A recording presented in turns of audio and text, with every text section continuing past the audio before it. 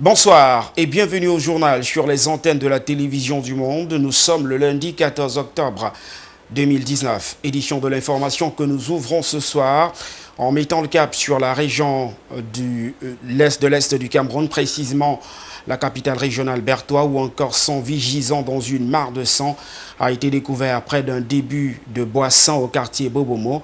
Selon des informations de bonnes sources, les fortunés auraient été victimes de la vindicte populaire après avoir été pris en flagrant délit de vol.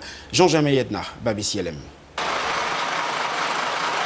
Baignant dans une mare de sang, c'est aux premières heures de ce dimanche, 13 octobre 2019, que le corps sans vie de ce jeune homme a été retrouvé au quartier Bodomo, à Bertoua, dans le chef-lieu de la région de l'Est. Et selon des informations glanées sur les lieux, d'infortunés, la trentaine environ, auraient subi les affres de la vindicte populaire. La zone est réputée insécure en nocturne, en raison de la prolifération des débits de boissons et autres lieux de détente.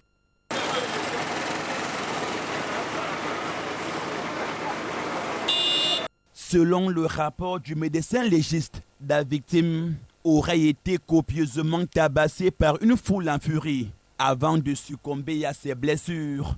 La dépouille non identifiée a été déposée dans une morgue de la place.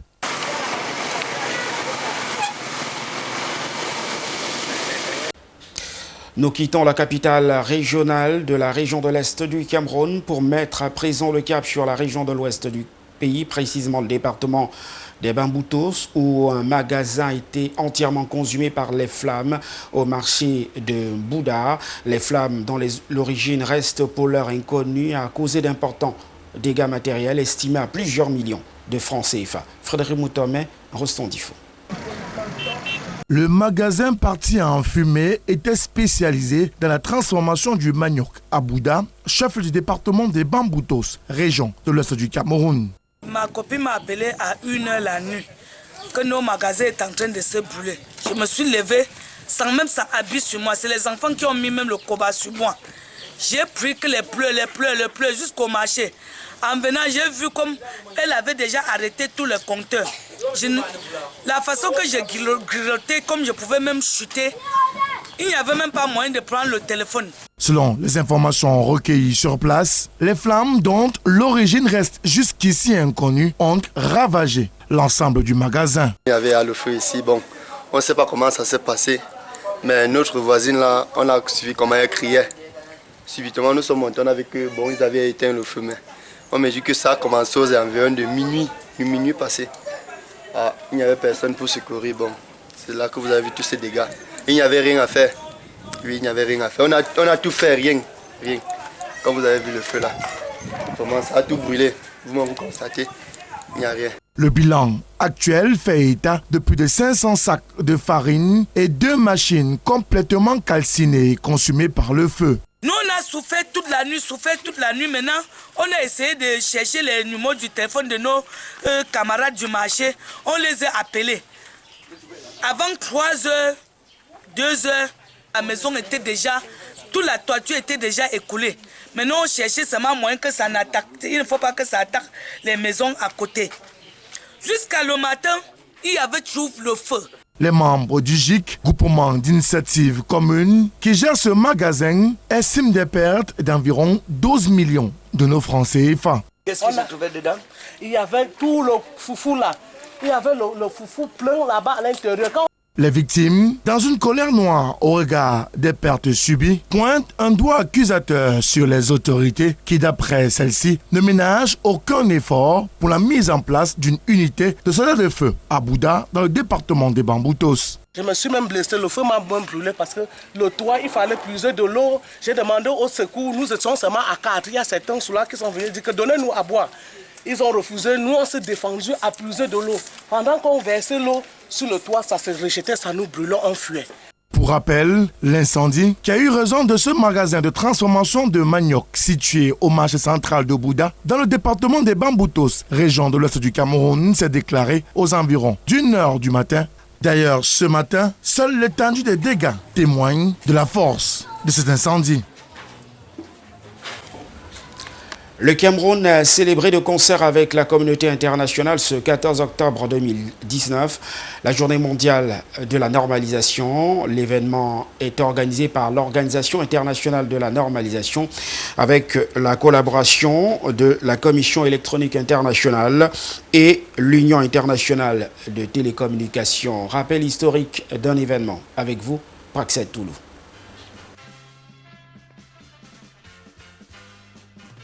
La première journée mondiale de la normalisation a été célébrée le 14 octobre 1970 par l'Organisation internationale de la norme, en abrégé ISO.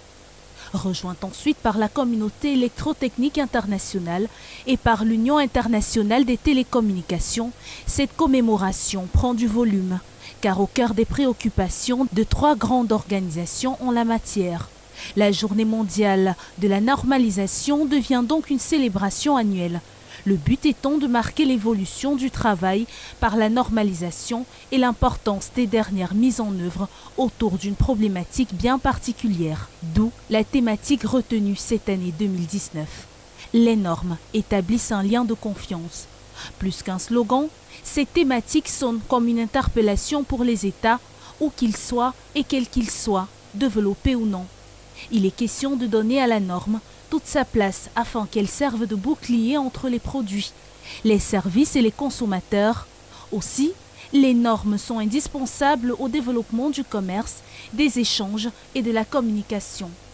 Le principe étant que sans normes, rien ne serait possible. Sans tambour ni trompette, la journée mondiale de la norme reste très mal connue des Camerounais qui, malgré l'existence d'une agence de la norme et de la qualité, sont loin de comprendre et de savoir ce que représente la norme. D'ailleurs, cette journée mondiale de la norme se veut aussi une journée de sensibilisation, un rappel à juste titre, l'éducation des masses à la matière au Cameroun. Charles Boto Ingan, directeur général de la NOR, et ses collaborateurs ont donc fort à faire sur le terrain.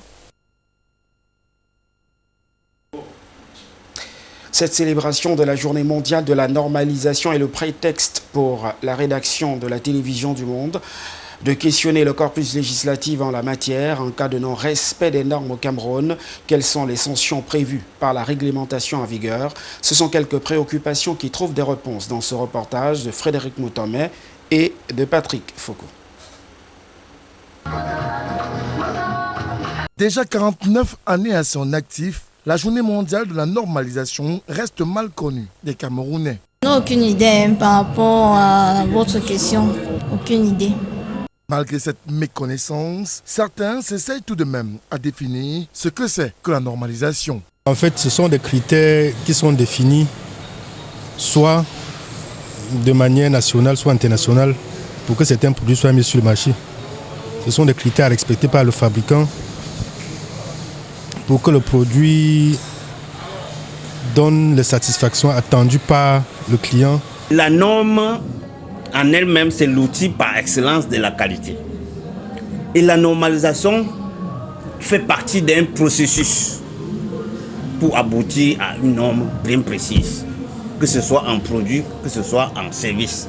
Un tour effectué, ce jour de commémoration dans les espaces, supermarchés et autres grandes surfaces de Douala, l'on remarque que le consommateur a devant lui une panoplie d'offres et à en croire ce dernier, tout se joue, non pas dans la norme, mais davantage dans la confiance accordée aux produits. La première chose que je vérifie souvent, c'est la date de fabrication, la date de péremption. Tout ce qu'on peut faire, c'est de faire confiance aux fabricants, surtout que dans un supermarché comme celui-ci, c'est souvent la marque qui a pignon sur rue qui nous attire.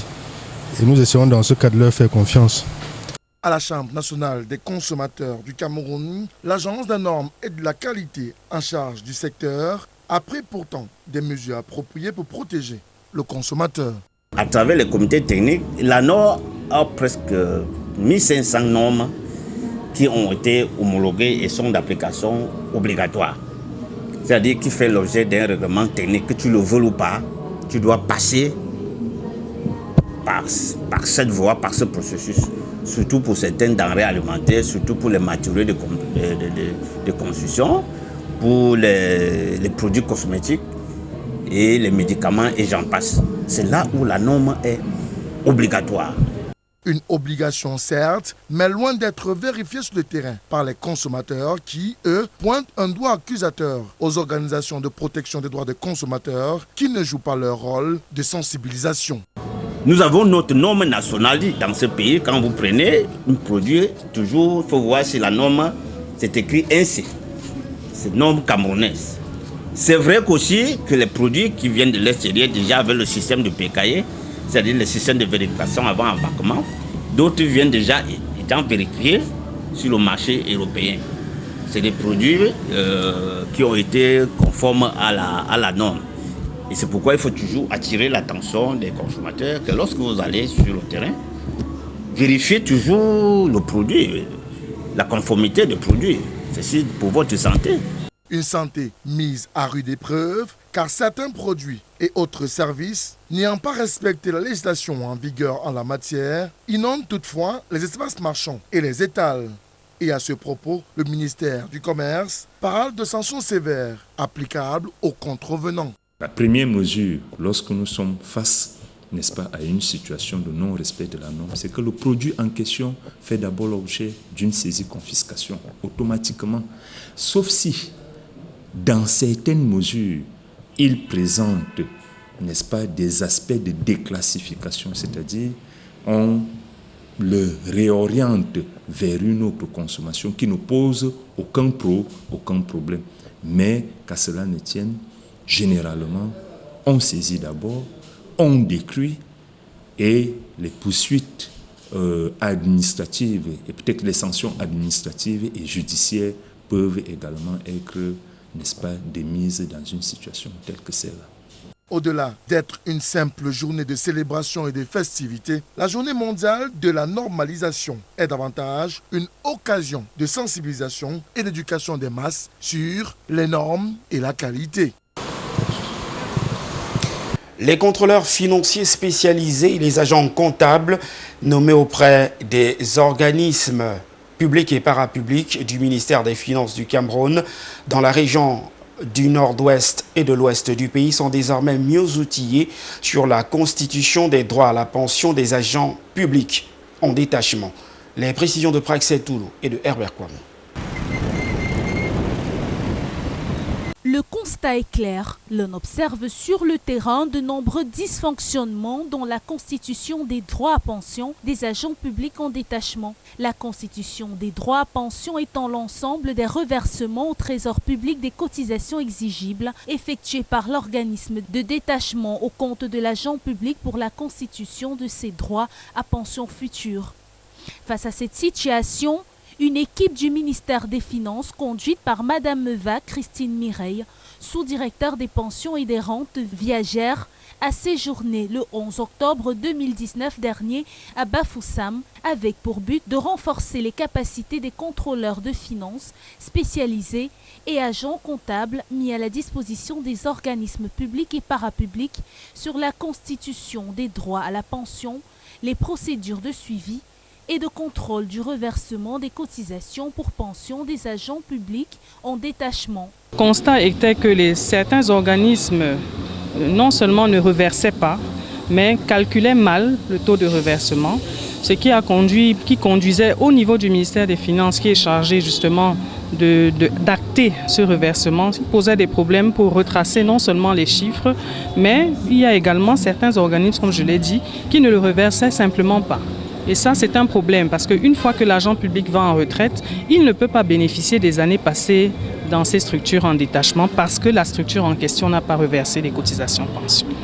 Cet atelier rentre dans le cadre de la constitution des droits à pension du fonctionnaire en détachement.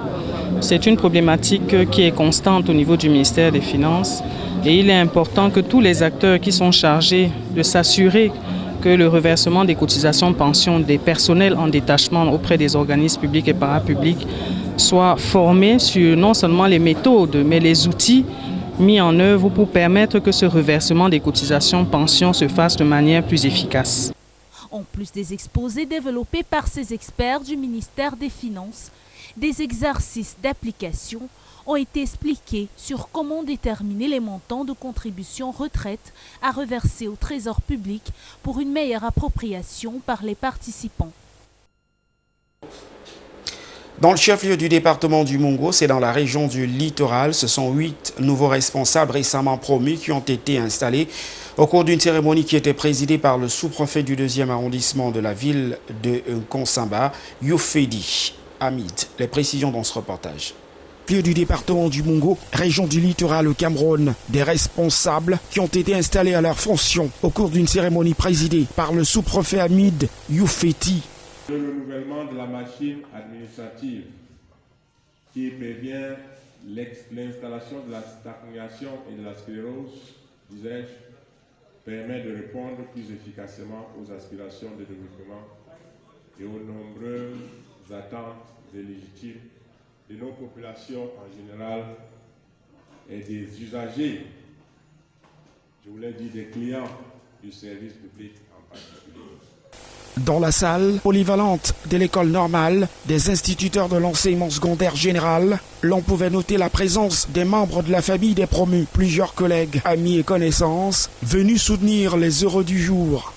C'est un sentiment de satisfaction, comme vous venez de le dire, mais surtout, c'est une grande responsabilité, comme je l'ai dit, d'avoir été porté à la tête de cet établissement. Nous sommes certes contents d'avoir été installés par la plus haute autorité de l'arrondissement, mais nous mesurons la tâche qui nous incombe dans ce mythique établissement et depuis déjà 4 semaines, nous faisons le travail et nous allons continuer véritablement de travailler pour que cet établissement brille davantage de mille fois. À ces derniers, le chef d'État prescrira diligence dans le traitement des dossiers, abnégation dans le travail et surtout attitude républicaine pour continuer de bénéficier de cette confiance de l'autorité en chef. En droit des nouveaux promus, je voudrais renouveler mes sincères et chaleureuses félicitations pour la confiance que la hiérarchie a bien voulu placer en eux.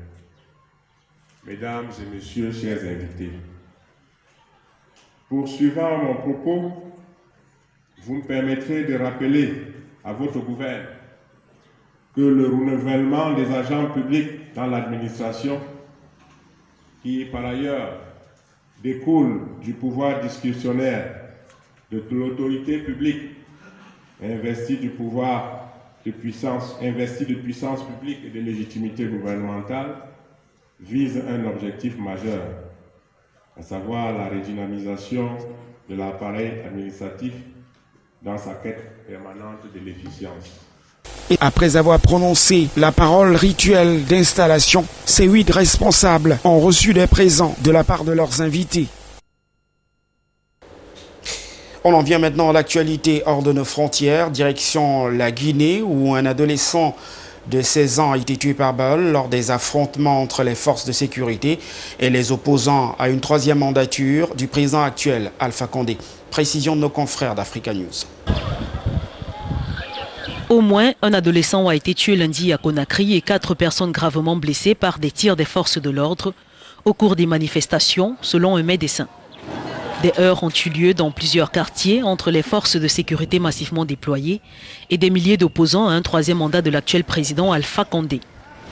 La tension n'a cessé de monter dans le pays depuis l'appel à la manifestation lancé il y a une semaine par le Front national pour la défense de la Constitution. Cette coalition de partis d'opposition, syndicats et membres de la société civile s'oppose farouchement à une révision de la Constitution évoquée par le pouvoir. La Guinée est dans le flou politique, dans l'attente d'une annonce du président Alpha Condé sur la possibilité de réviser la Constitution. Elle permettrait au président, âgé de 81 ans, de se présenter fin 2020 pour un 3e mandat, alors que la Constitution en limite actuellement le nombre à 2. L'opposition s'attend à ce qu'il officialise bientôt la tenue d'un référendum constitutionnel. Fin septembre, il avait demandé aux Guinéens de s'y préparer.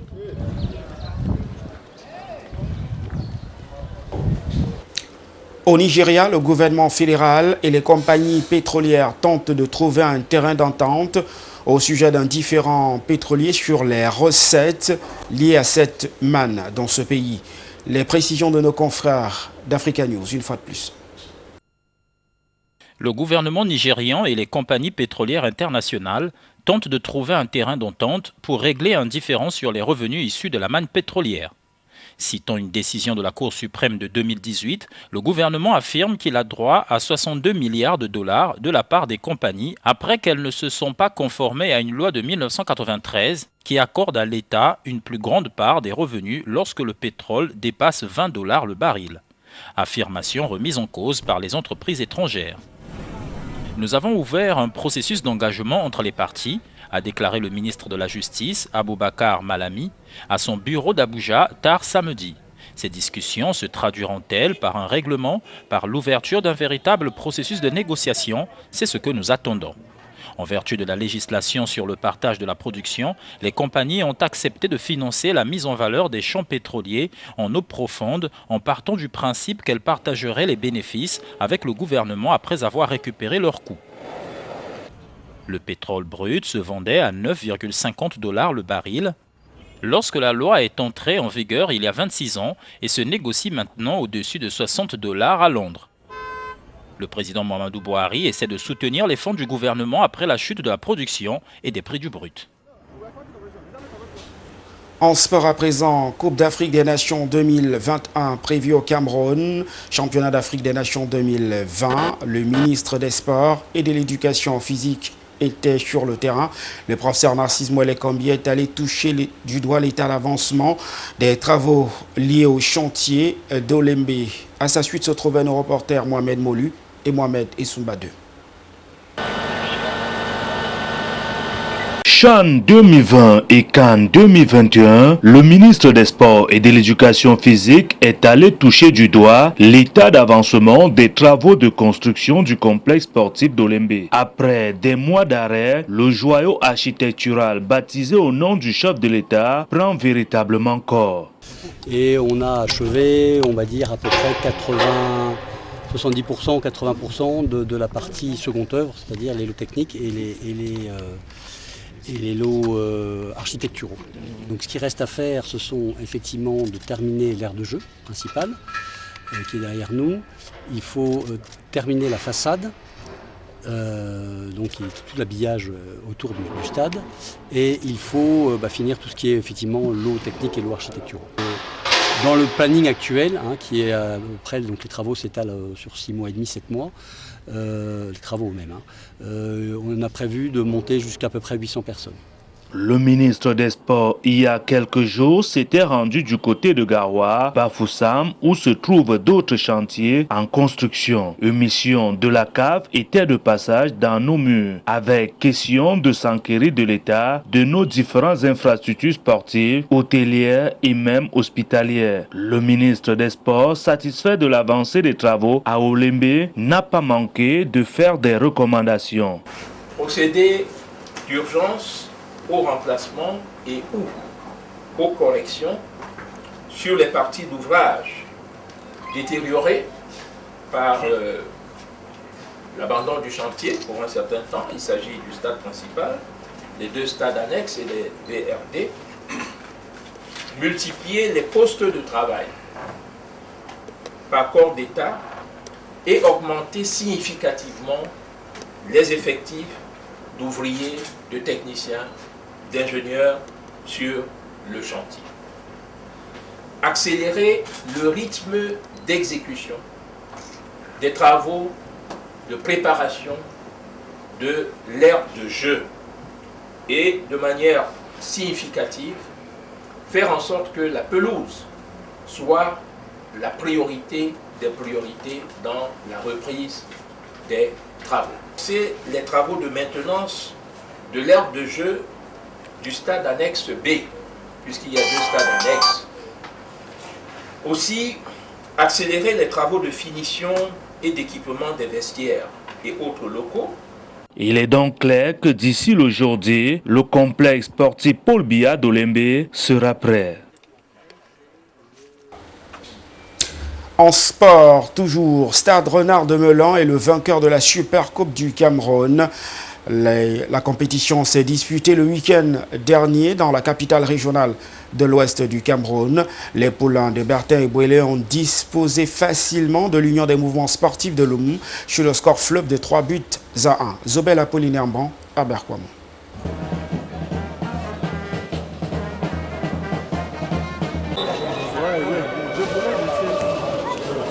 La rencontre de ce dimanche était présidée par Awa Fonka Augustine, gouverneur de la région de l'Ouest, représentant du ministre des Sports et de l'Éducation physique. Il avait à ses côtés le président de la Fédération camerounaise de football, Sédou Bobondjoya. Les 45 premières minutes de ce duel ont été entièrement dominées par Stade Renard de Mélon. L'ouverture du score intervient à la 10e minute de jeu grâce à Bertin Ngamaleu qui marque contre son camp.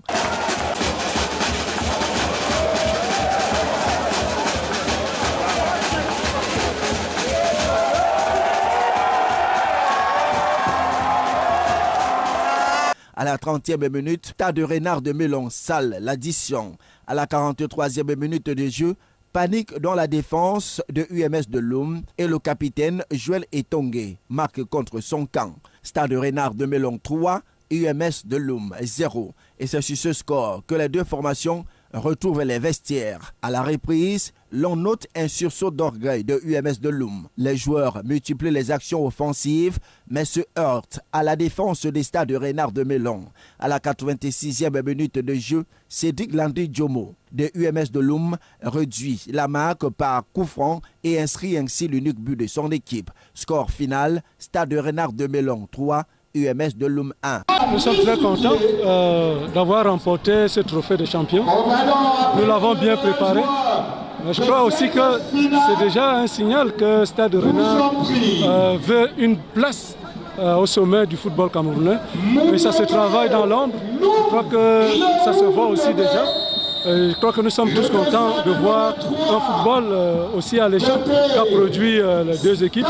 Bon, mais nous avons eu l'avantage de marquer les premiers et de saler l'addition avec l'aide de notre adversaire. Mais c'est aussi parce qu'il y avait de l'intensité dans le jeu qui a permis que Stade Renard essaie de prendre l'avantage sur UMS de Loum cet après-midi.